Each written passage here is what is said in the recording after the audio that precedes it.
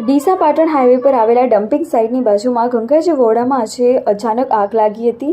આગ લાગતા દોડધામ મચી ગઈ હતી। ઘટનાને પગલે મામલતદાર, ટીડીઓ અને પોલીસ સહિત ફાયર ફાઇટરની ટીમ બનાવ સ્થળે પહોંચી આગ પર કાબૂ મેળવ્યો હતો।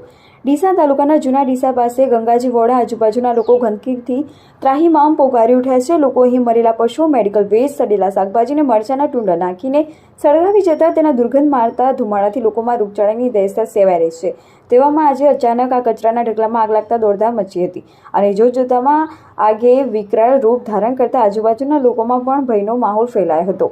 બનાવ અંગે સ્થાનિક લોકોએ નાયબ કલેક્ટરને જાણ કરતા તેના આદેશથી તાલુકા પોલીસનો સ્ટાફ, ગ્રામીણ મામલતદાર બીજે દરજી, તાલુકા વિકાસ અધિકારી ચિંતન પટેલ, તલાટી ક્રમ મંત્રી હેમંત પંચીવાલા, જૂના ડીસા બીટ જમાદાર ભરતભાઈ સહિત પોલીસ સ્ટાફ સહિત ફાયર બ્રિગેડની ટીમ તાત્કાલિક ઘટના સ્થળે દોડી આવી હતી અને પાણીનો મારો ચલાવી આગ પર કાબૂ મેળવ્યો હતો।